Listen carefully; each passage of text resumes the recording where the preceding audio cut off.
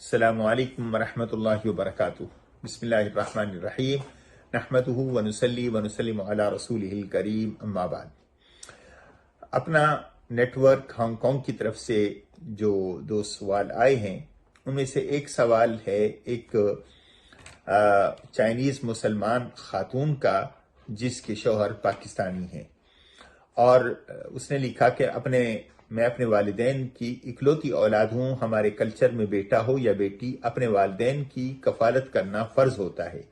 میرے شوہر کو میرا جاب کرنا پسند نہیں، مگر میں کم از کم پارٹ ٹائم نوکری کرنا چاہتی ہوں تاکہ اپنے والدین کی مدد کر سکوں۔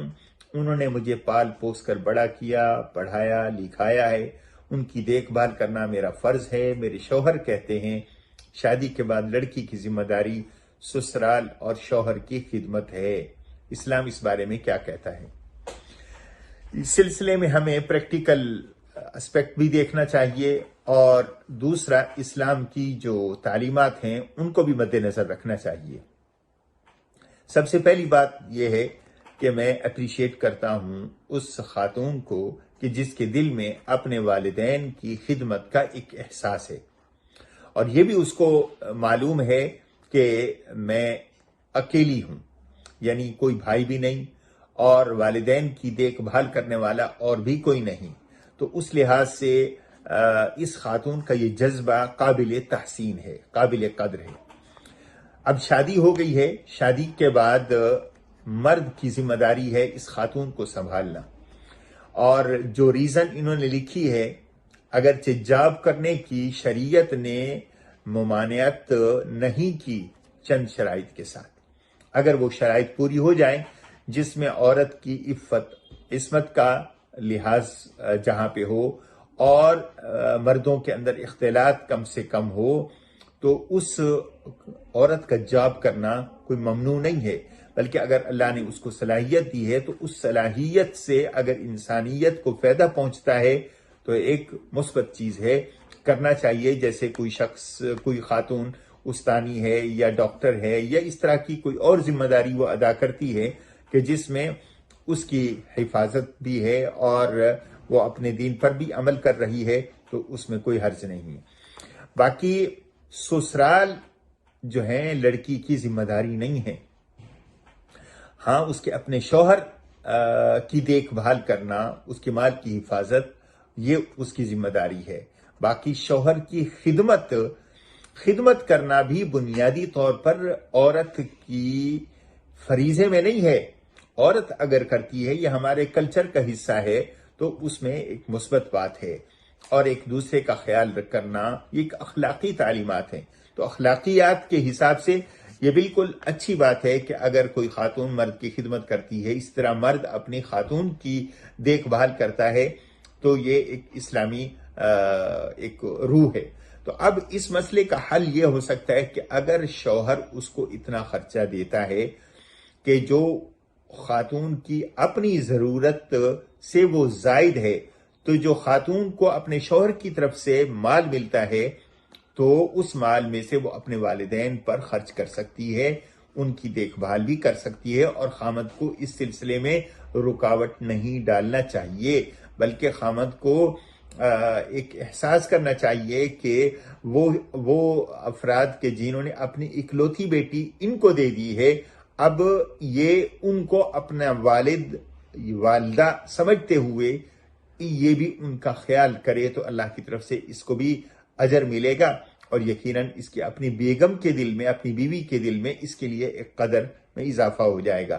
تو جہاں تک پارٹ ٹائم جاب کرنے کی تعلق ہے، اگر تو مرد کے جو حقوق ہیں اس سے وہ متاثر نہیں ہوتے، اور مرد کو بھی اس سلسلے میں وسعت ظرفی، وسعت ذہنی کا خیال کرتے ہوئے اس کو اجازت دے دے۔ اگر مرد یہ ذمہ داری خود لینے سے وہ قاصر ہے کہ میں اپنے سسرال والوں کی یا ساس سسر کی دیکھ بھال نہیں کر سکتا، تو پھر خاتون کو اس حد تک اس کی طرف سے اجازت ہونی چاہیے کہ وہ اپنی صلاحیتوں سے باقی لوگوں کو فائدہ پہنچائے، نتیجتاً جو اس کو فائدہ ملے فنانشلی، اور وہ اپنے والدین پہ خرچ کرنا چاہے تو اس میں گنجائش ہے۔ دوسرا سوال ہے ایک پاکستانی اسٹوڈنٹ کی طرف سے کہ میرے والدین صرف شلوار قمیص دوپٹہ ہی پہننے دیتے ہیں، کہتے ہیں یہی اسلامی لباس ہے، میں پتلون اور لمبی شرٹ پہننا چاہتی ہوں سر پر اس سکارف کے ساتھ، مگر والدین اجازت نہیں دیتے۔ قرآن میں کہاں لکھا ہے کہ صرف شلوار قمیص اسلامی ہے؟ دیکھیے قرآن کریم میں کہیں یہ نہیں لکھا کہ شلوار قمیص پہنے، اور کہیں یہ بھی نہیں لکھا کہ پینٹ شرٹ پہنو۔ تو لباس کے سلسلے میں شریعت نے ایک وسعت دی ہے اور اصول دے دی ہیں۔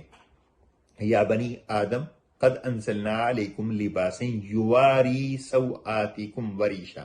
لباس کے جو مقاصد ہیں، سب سے پہلا مقصد ہے جسم کو ڈھانپنا، اور خاتون کے لیے سر سے لے کر پاؤں تک جسم کا ڈھانپنا اس انداز سے کہ جسم کے خد و خال ظاہر نہ ہوں، تو یہ ضروری ہے۔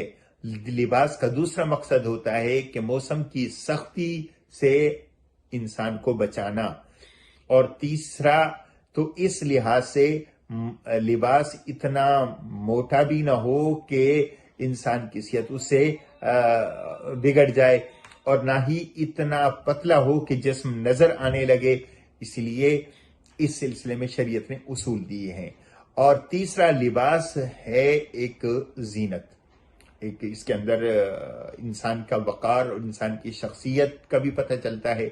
تو جو لباس عورت کے لیے، مسلمان عورت کے لیے پردے کی ضرورت کو پورا کرے اور کھلا ڈولا ہو، چاہے وہ پینٹ شرٹ ہو یا شلوار قمیص ہو، شریعت نے اس پر کوئی حکم نہیں لگایا کہ ضروری آپ شلوار قمیص بھی پہنیں۔ یقیناً جو یورپ کے اندر مسلمان رہتے ہیں وہ پینٹ شرٹ پہنتے ہیں، ظاہر ہے وہ بھی پکے مسلمان ہیں۔ تو یہ شلوار قمیص کا تعلق ہمارے کلچر کے ساتھ ہے۔ تو ایک آدمی کو، چاہے وہ مرد ہو یا عورت، اپنے کلچر کے ساتھ کس حد تک اٹیچ رہتا ہے، یہ اس کا ذاتی معاملہ ہے یا خاندانی معاملہ ہے۔ شریعت نے اس سلسلے میں وسعت دی ہے، شریعت نے اصول بتا دیے کہ ایسا لباس ہو جس میں بے پردگی نہ ہو، ایسا لباس ہو کہ جو غیروں کے لیے جاذبیت یا بری سوچ کی طرف کسی کو نہ لے کے آئے، ہاں جس کے اندر پردہ بھی ہو اور جس کے اندر اتنا ٹائٹ بھی نہ ہو، اتنا پتلا بھی نہ ہو، باریک بھی نہ ہو کہ جسم نظر آئے، تو ایسے لباس کو پہنا جا سکتا ہے، چاہے وہ پینٹ شرٹ ہو یا شلوار قمیص ہو۔ شرعی نقطہ نظر سے اس میں کوئی فرق نہیں۔ باقی یہ جو کلچر کا معاملہ ہے، یہ خاندانی، گھریلو اور علاقائی چیز ہوتی ہے۔